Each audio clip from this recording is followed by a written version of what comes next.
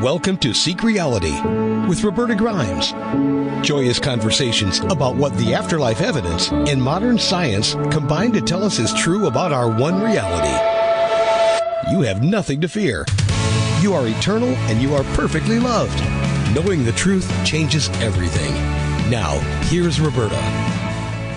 Welcome to Seek Reality. I'm Roberta Grimes, and I'm so happy you're with us today. You know, we often feature here on Seek Reality guests who are new to me and new to most of you as well. And they have in common the fact that they are deep and interesting people in some way. They're devoting their lives to seeking and working to find ways of helping others to seek and work at growing spiritually, at helping themselves to help the world.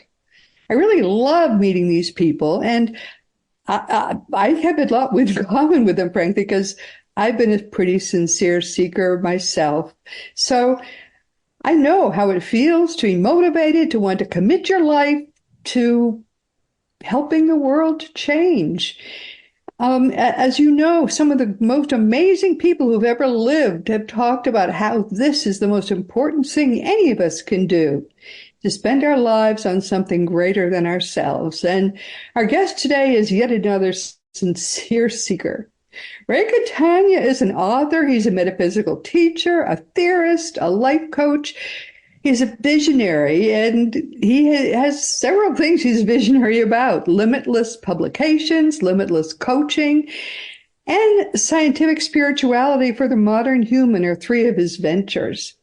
Ray has written 2 books so far in his Awakening series. The first is The Atheist and the Afterlife, and we talked about that one the last time he was here. And his second book is You Are Still Alive, Now Act Like It, which I think is frankly, a great title. And that's what we're going to talk about today. I think it's a terrific book. His publicist calls him a sought-after practitioner in scientific spiritualism and the practical application of metaphysics, which is a mouthful. He has a thriving private practice where he guides individuals on their transformative journeys. Like so many people nowadays, Ray has had a near-death experience, and he's an ordained minister with master's certifications in life coaching, Reiki, and meditation. He's now pursuing his doctorate degree in metaphysical parapsychology. I wonder what he does in his spare time, of which I don't think he has any. Ray Catania combines his extensive formal education with wisdom gained from studying under some of the greatest modern leaders in this field. That's an impressive list, including intuitives, mediums, shamans, and energy healers. Ray, welcome. I'm so glad to have you back again. I couldn't wait to have you back. Oh, it's thank delightful. You so much. I appreciate you, and thank you for that introduction. I'm so happy to be back with you again. This is going to be fun. I loved your second book. I loved especially the second part of it, where you go into detail about your own awakening. You became quite an amazing medium, actually, and you started being freaked out by that. Can you talk about a little bit about that to begin with? Because many people ask me how they can become mediums, and of course I'm as psychic as a post, so I have no clue about how to be a medium. So how did it happen for you? Well, you know, the way it began, the very first person that I had ever seen in human form, the very first energy, I should say, that I saw in human form was my wife's father. And it was when we first started dating. You know, it was, I really thought in that moment that I was losing my mind, because there was always this progression of things happening throughout my life. You know, I saw energy, I felt energy, I saw little things that other people didn't see. And I was always told, you're crazy, you're crazy, you're crazy. Even after the NDE, you're crazy, you're crazy, you're crazy. And, you know, and then, it was when I was in my mid 40s or late 40s, and I met my wife. The first person that actually appeared on what I call the movie screen. It's a panoramic movie screen. And the person that's on the screen, or people, are speaking to me. And it was, you know, my future father-in-law. And but I don't know this at the time. And he says something that makes no sense to me. I effed up. I made a mistake. You can help her. I cannot. I don't know who the man is. I don't know what he's talking about. I don't know what to do with this information, and I've never seen it before. And my wife is a doctor of psychology and neuropsychology. So I literally thought I was going crazy. And I'm going to tell this woman I just fell in love with, who's a psychologist, that I see dead people. And I just naturally assume this is the end of the relationship, right? Right. But I did, I figured I'll tell her because she can point me in the right direction to get the help I need if I am insane. And when I told her, the response I got was nothing like what I thought. She was, "Oh, that sounds like my dad." And I said, "I'm sorry, what?" She says, "That's my dad." I said, "But honey, your dad is dead." And she goes, "Yeah, I know." And now I'm thinking she's crazy and I got to get out of here, But she went on to explain that she had seen several mediums, and the mediums told her that her father came through exactly the way I explained him. He was a very powerful presence in the afterlife, and he had this uncanny ability of just really getting right in front of the medium's face, almost front. You can't be front and center. They have to be over to the side a little, but he got as close as anybody. So it's like you can't miss him. We eventually became, I guess friends, you could say, which sounds really strange. No, it's not. I know that experience. Yeah, well, I guess to you, no, but to others, it might sound a little crazy. He would give me messages. I would give them to her. And, within minutes of giving the message, he was gone. So he was disruptive until I would deliver the message. And then once I would deliver it, he would then, go away until the next message. But we had a lot of funny moments. A lot of things, he was in construction, and I can tell you that is not my forte at all. But my wife has 2 little children. Mine are older from my first marriage. So with the little kids, around Christmas time, we're putting things together and I'm building things and I don't know what the heck I'm doing. And thank God, for him, because he comes around and he'll just tell me what tool to use. That'll fit. And I'm like, "Oh, thanks. Thank you." And I can smell, he smoked. I can smell the smoke. He was a construction worker. I can smell the wood, how wood is fresh cut and it has a smell to it. So those smells will enter the room. And then all of a sudden, out of nowhere, I'll know how to fix the thing I'm fixing. So, I just thank him for those moments, but, things are a little different in my house than most, I would imagine. I will say. Does he come around a lot? He used to come around a lot. He comes around a lot less now than he did before. But there was a time when, with the first message, it actually turned out that message was a serious one in nature. It saved somebody's life. So he was extremely persistent. That's the reason he was. And there were a series of messages that led up to us actually saving somebody's life without them knowing we were doing so. Wow. And that was the real challenge. Like, how are we going to tell the other person who doesn't believe in any of this that they need to see a doctor because something's wrong? They don't know something's wrong. They haven't been to the doctor. And we had to kind of devise a way to get her to go. And she did. And when it was discovered, thank goodness she's doing fine and well today. So. Wow, that's amazing. Yeah. Imagine the first message I ever got was one of life or death. And it's from my future father-in-law. Go figure. That's wonderful. I did ask him for her hand in marriage, though, before I popped the question. I did. Did he say yes? Yeah. Oh, yeah. Oh, good. Yeah, right. That'd be real embarrassing. It would be really bad if he said no. Really bad. The spirit said I can't marry you. Oh, dear. Yeah. Yeah, it would have been That's bad. wonderful. So, all right. So you, because I saw from the book that all of this was freaking you out. Every new thing was freaking you out. Oh, yes. And that's why eventually I decided to take a break from mediumship, was because it was very overwhelming.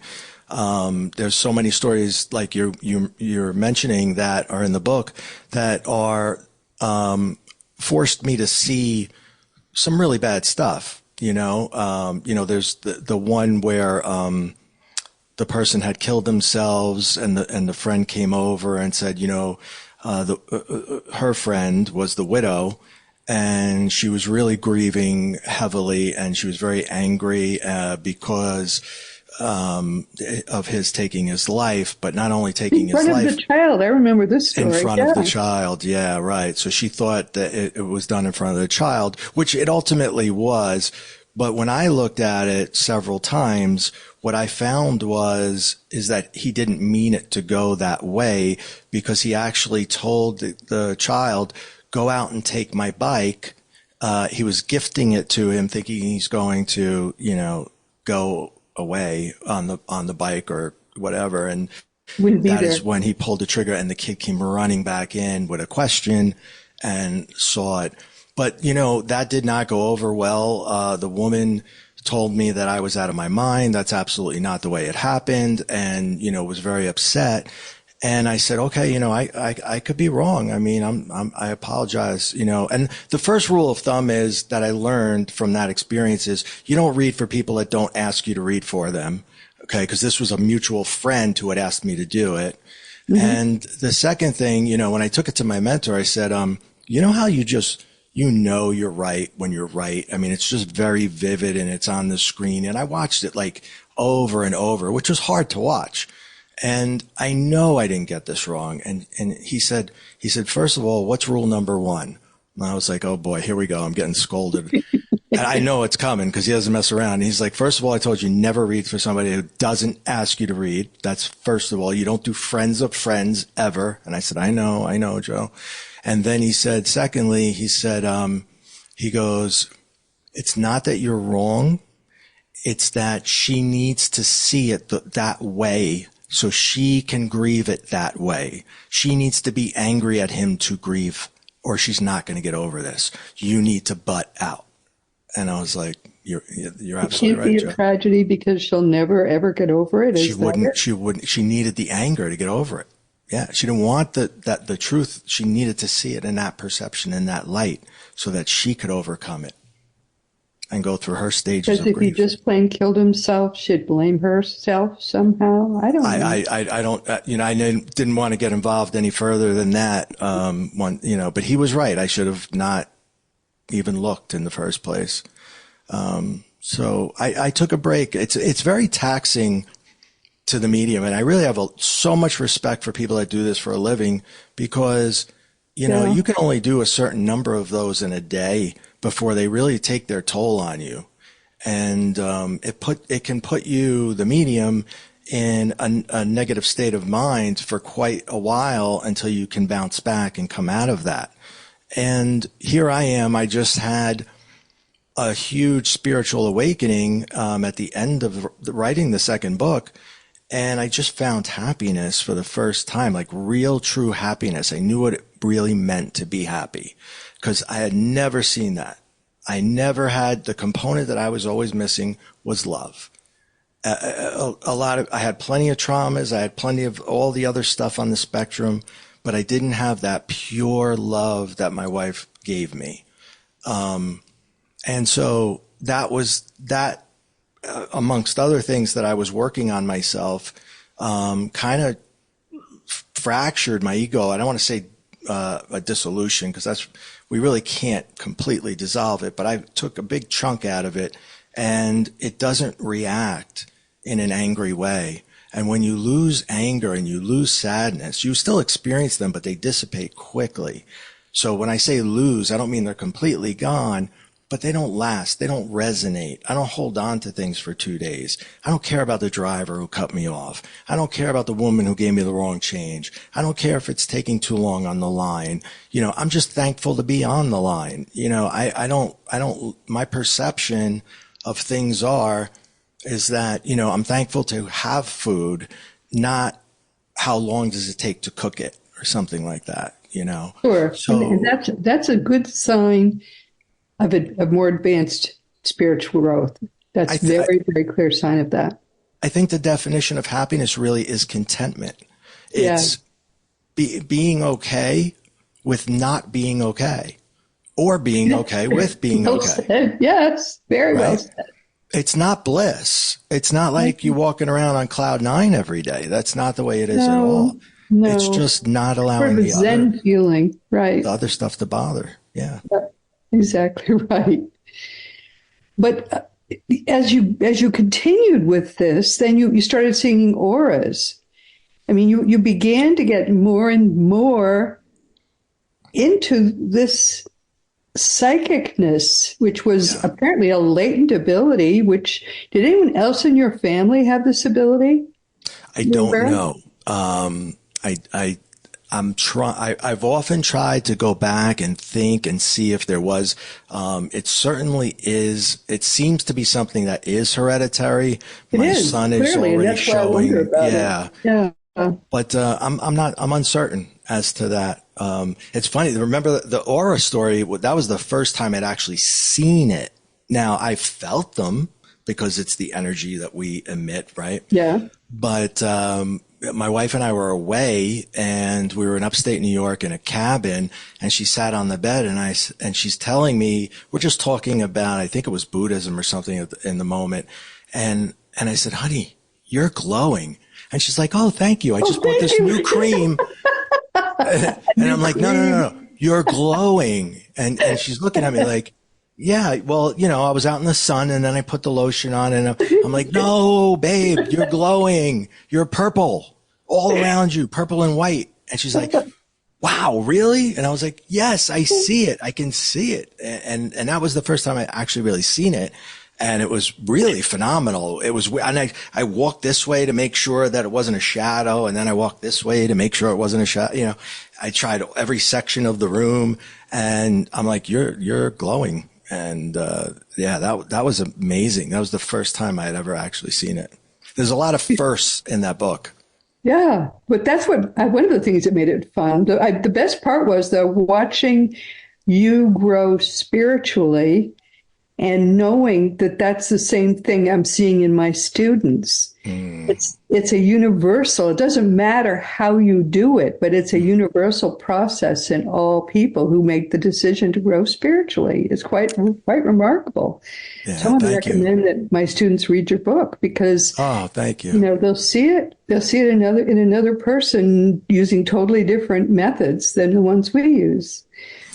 And I can't, and the thing about my story is, it took me so long to just be open to the fact that this is real. Whereas if I would have acknowledged this, say when I had my NDE, I was only 20 years old. Now imagine had I gotten on this train back then, who knows where I could be today, I certainly would have had a much more happier life. But I waited and waited and rejected it and waited it out until I was, approaching almost 50 by the time that I accepted everything. And then I started to dive in and learn everything that I could learn, went back to school for metaphysics and just learned everything I could possibly learn, worked with everybody I could work with. And I found that so rewarding and fulfilling that I quit my day job. And this is what I do now. I coach, I write, and that's what I do. And it makes me happy. If it makes you happy, it must be what you're supposed to be doing. But as I say, I think a lot of people need to be teaching spiritual growth because people are so hungry for it. They just don't know where. Well, you must see that too. Yeah. The people, when they finally they find me some way, somehow on the internet or our podcasts or what have you, they're like, I've been looking for someone that understands this. Like they've read the book and they're like, I was there and now I'm here and I want to get to where you are. And I'm like, come, let's do it. Let's get there together. Yes. Yes. The So people in my class, and this is the first time I've ever tried to teach it, and we're at the end of the 3 months, are saying, this happened to me, that happened to me today, and it would have ruined my day before. And now I look at it and I say, oh, and I just go on with my day. It doesn't bother me at all. Isn't that fantastic? It's such a freeing feeling. To know that you can go about your day and you're in control of your life and your emotions and you're above it all. Yeah. Once we stop reacting and allowing the ego to jump out in front of us and dictate what we do, it's just a small little pause. And right before, that ego draws from the subconscious, right? So it's only going to take from yesterday, what you know yesterday. So if you do what you did yesterday to handle a problem today, well, then tomorrow you're going to wind up with the exact same thing. And you're just going to go through a loop in a cycle. It goes over That's and right. around. That's right. And you got to break that. So when your ego starts to talk, that's the little narrator in your head telling you what to do. You have to let your conscious mind catch up and say, now, wait a minute, ego, let's make sure that's the right thing to say or the right thing to do. And I guarantee 90% of the time it is the wrong thing to do. Right. It's not. Exactly. It's there to protect us. But how often do we really need the type of protection that it gives us? Exactly. Right? Exactly. So it's something left over from the Cro-Magnon days when we had to be afraid of everything. Yeah. Lions and tigers and bears. Oh my, run. Right. Yeah, exactly. Yeah. But now none of that is dangerous. Right. Yeah. And we still utilize all those tools internally that we have as though we're being attacked by an animal. When all it was or a foreign tribe.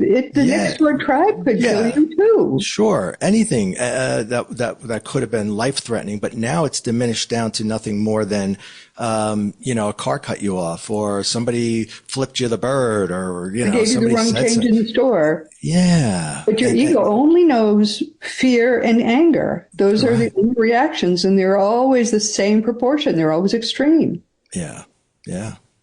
And so, it was when I broke away from that I really noticed.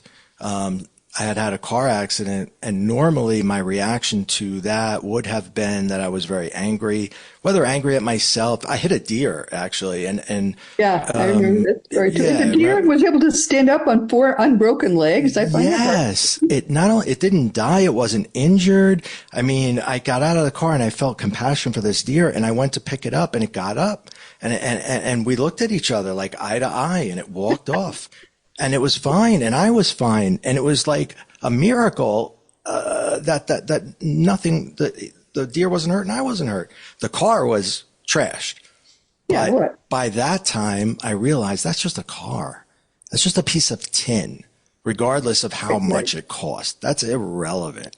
And so, no anger, no aggression, no being upset. I didn't lose any sleep over it. I didn't even tell anybody. I just went home and went to bed. Completely different Ray from 20 years ago. How much stress you didn't have. Yeah. Whereas in the old days, there would have been so much stress on the old ticker that it could have shortened your life having that one experience. Exactly.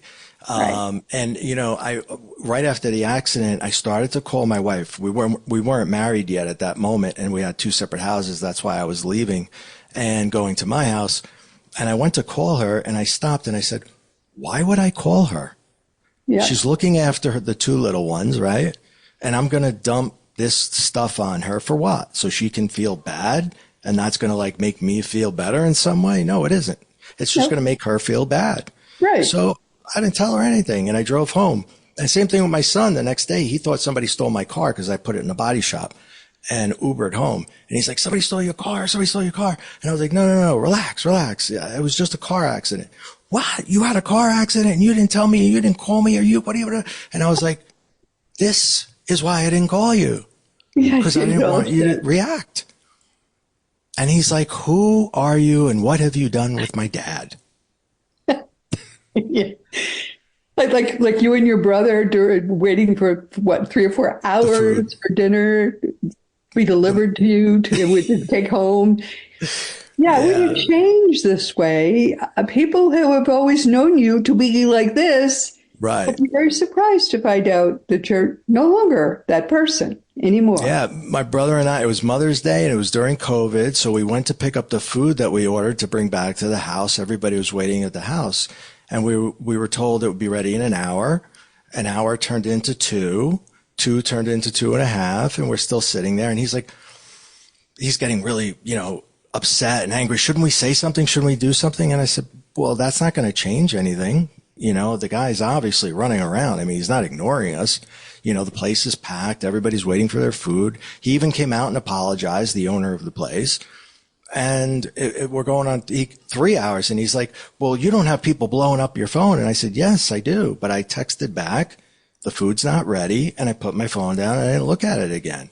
I'm not going to let that bother me. If they want to be bothered by that, they can be bothered by that. I'm not going to be.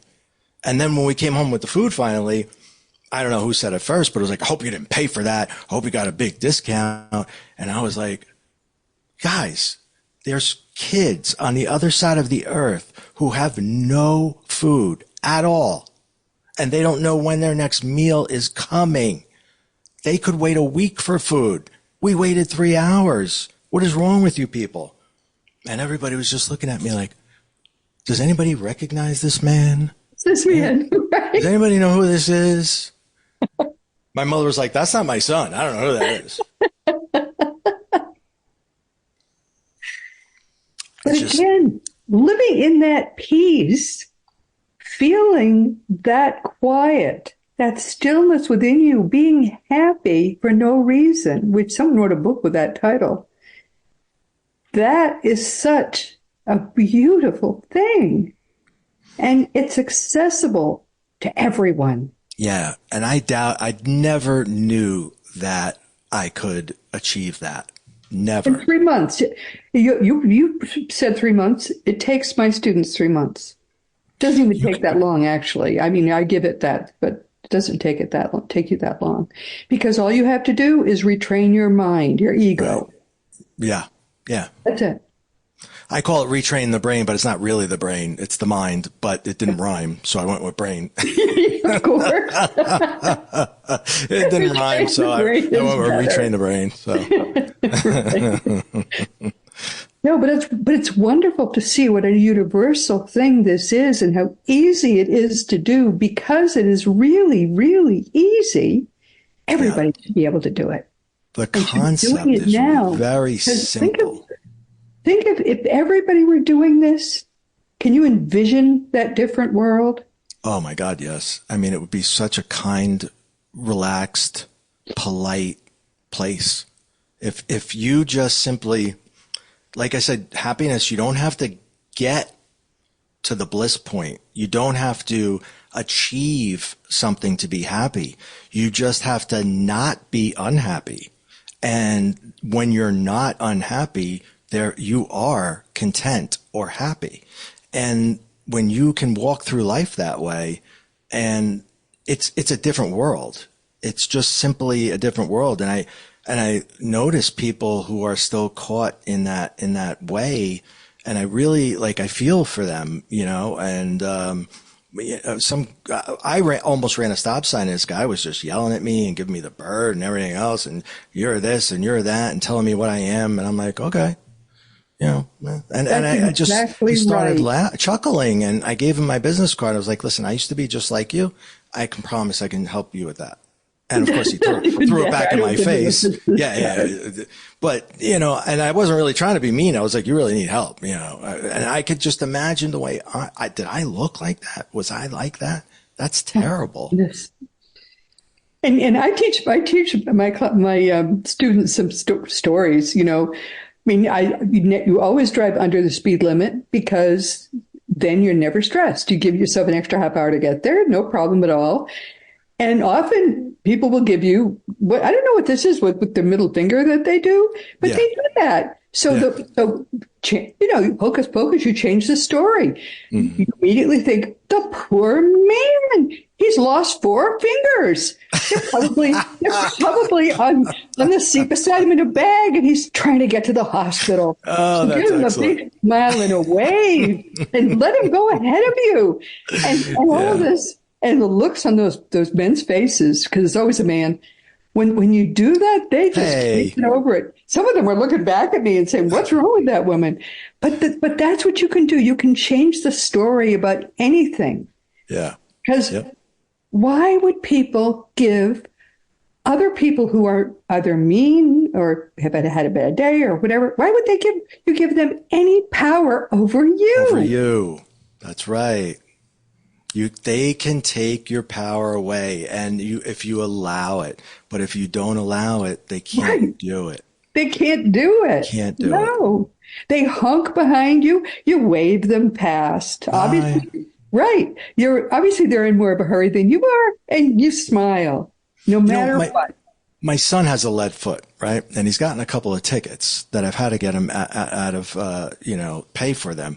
And I said to him, where were you going that you were speeding? And I don't remember where it was. It had to be someplace at a certain time. And I said, okay, well, what would have happened if you were 30 minutes late? Would you die? Would anybody die? No. I said, then why not just be 30 minutes late? And again, he's like, what have you done with my dad? And I'm like, seriously, think about it. Like, where is it that you have to get to that is so important that you're willing to risk your driver's license, your life, potentially harming somebody? Other people's What could lives. possibly be that? If you're driving an ambulance or a police car, okay, you got somewhere to be. That's different. But you're not. So all it is you're going to be late, then, hey, you're going to be late. That's It's it. just how it is. That's it. That's right. No, as long you basically change the story you tell yourself about all the things that are happening around you. And you reclaim your life. You've maybe never even owned your life before. No. Depending upon how you were raised, many people have never owned their lives before. So when you first start claiming it, and claiming your own space and your own life, it is such an exhilarating feeling. Oh yeah, that's such a huge thing you just hit on. When my clients realize that their ego is not them, Yes. they are like, what? And I'm like, no, you're your awareness, which is connected to your higher self, because you're aware of the emotions that you're having. You're aware of those things. Right. You can change things if you're aware of them. But your ego that talks to you, that's everybody from your past. Every authoritative figure you've ever had. Anybody that was mean to you, a bully, whatever. It's all in the ego. Yeah. And that's what's coming out. So that's not the real you. Yeah. You wouldn't want to, you don't say things like that. You don't want to be that type of person. Who do you want to be? Look to your awareness, not to the past. And when that clicks, their lives change. And I love that moment. And for some, it's longer than others, but eventually everybody can get there. You really can. Yep. If I can do it, anybody can do it. Yeah. Oh yeah. I feel the same way. I'm not that smart. We do it slightly differently. We use the teachings of Jesus. So we talk about forgiving the past and the future. And you can do that using a trick called prevenient forgiveness. And once they master that, it's impossible to ruffle them. Nothing bothers them. And it's to see the peace that descends in their lives is just extraordinary. It's beautiful. But you see the same thing using your technique. It's simple and it doesn't take any time. No. And you add some beautiful things. Let's talk about that. Talk about meditation a little bit. Sure. Well, I love meditation because it just is when you learn to meditate, you can take that and pretty much do any of the other things that are in the book, right? You can start with the meditation, and it does not have to be a long meditation by any means. Excuse me. One of the parts of the meditation, which is very early on, I call the attitude of gratitude, and it's simply stating all the things you already have that you're grateful for and thankful for. And this takes but minutes. And if you're having a tough day, you can go excuse yourself, go to the restroom, and just do an attitude of gratitude. I am thankful for this moment. I'm thankful to be here. I'm thankful for, roof over my head, food in the refrigerator, et cetera, et cetera. And then you come back out of that bathroom, you can't be in a bad mood anymore. No way, no how can you go in and do a full attitude of gratitude and come out and be angry. I've never seen, you can't do it. Yeah. So it's that little part of the meditation that's so huge. And then when we get into aligning our frequencies with Mother Earth and the Schumann resonance, which is 7.83 hertz, and in a theta state, the brain waves are 4 to 8. So if we're in theta, or we get there, it's that sweet spot where we're fully connected, and you can feel it when you're there. You know it when you're there. And it's like plugging your computer into the internet for the first time and all this information appears, right? Yeah. It's like I plugged into the collective and all of a sudden it was like downloads. We literally call them downloads, right? They ideas just come into our heads and like, where did that come from? I don't even know anything about that, and it just flows. And meditation is really what I found to be the easiest way to get to that state. I'm sure there's others, but that is what I found to be really, really easy. Now, when you help clients, do you do it only in person, or do you sometimes do it by phone, or can't do really in person so much anymore? We adapted to COVID and we're mostly Zoom. I will do in person if they're local to me, but usually it's Zoom because I have Zoom clients. Is great. I don't know what we ever did before. Right? Yeah. I got clients in the UK. I have clients in Australia. I have clients, everywhere. So I can see so many more people that way. Yeah. Zoom is a great product. We should get something from them, I think. Hello, Zoom. Send the check. No, it is wonderful. I use it in my work as an attorney, and obviously we're doing this by Zoom, and my course has people from 7 countries, and from Australia to Serbia. I almost said Siberia. Oh, wow. Yeah, all over the world. It's quite amazing.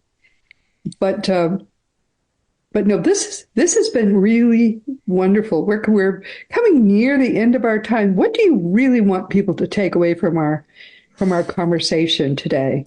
That you are in control of the rest of your life. From this moment forward, you can decide if you want to change your everything. Change your perception, change your truth, and you have changed your reality. And it's that simple.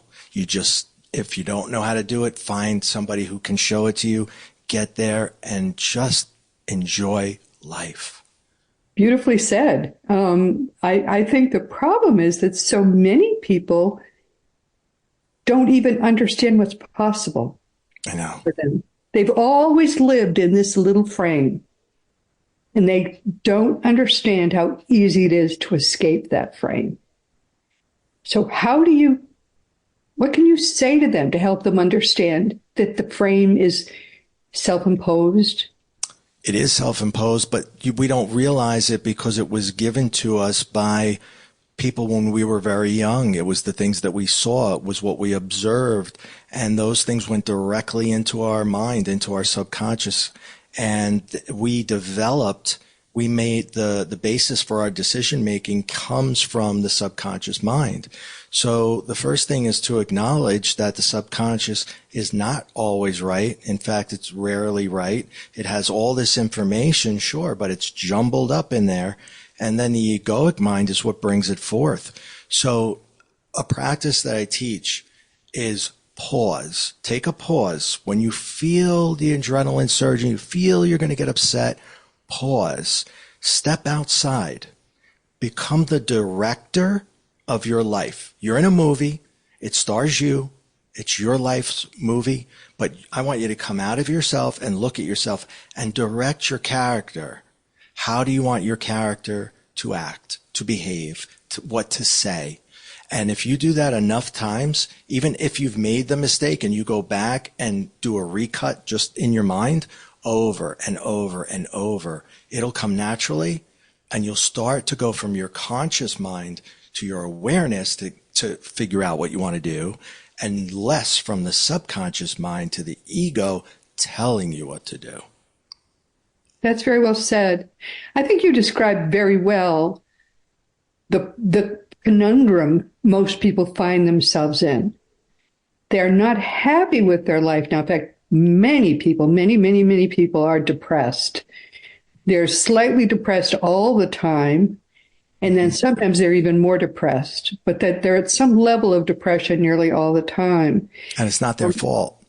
No, not at all. Not their fault. But then they don't know how to get out of it. And you just very well described how to get out of it. You have the power to just step outside and look at it, and say, I can overcome this. Yeah. I think your book, the second half of it especially, is a good description of how you can start to get out of it. Thank you. But it's quite easy. You can do it in a few months, couple months. It really is easy. It's repetition, but the principles, excuse me, are rather simple. They really are. And it's permanent. I don't know how I can make this clearer than I can make it by saying it right now. Once you get it, you cannot put the genie back in a bottle. No. You never again go back to who you were. It's not possible. I had a mentor say to me, once you see it, you can't unsee it. So true. And you become so much bigger than you were before that you can't fit back in who you were before. You will, big things happen in your life and you never look back. Mm-hmm. I've seen this in so many people's lives. Yeah. And I just think that it would transform the world altogether if everybody understood what we're talking about now. Without a doubt. Because that's who we're really meant to be. I mean, it is no longer caveman days. We don't have to be afraid of the, whatever it is outside the cave. We are able to be sentient 21st century beings. And by taking that to where it naturally should be, that's all we have to do. Yes. Yeah. So I have to have you back because I love talking to you. Thank you so much. The last time as well. I love being with you, Roberta. Thank you. So anyway, well, thank you for being here. Please consider yourself hugged. Thank you. My dear friends, this has been, I want to talk to him all afternoon. This has been, by the way, I should say his websites, but they are going to be in the materials for this episode anyway. Just RayCatania.com, just the way it sounds, limitlesspublications.com and limitlesscoachingnow.com. And I recommend him and his books very highly because, frankly, he's doing the same things I'm doing, but he's doing them from an entirely different perspective. So if you don't want me, you can use him and get into the same place, which I think is fabulous. But once again, a little bit of us both. We'll make you crazy, both of us. Right, you can have us in stereo even. This has been Secret Reality with Roberta Grimes. I'm so happy you could be with us today. Never forget that you are a powerful, eternal being. You never began, you never will end.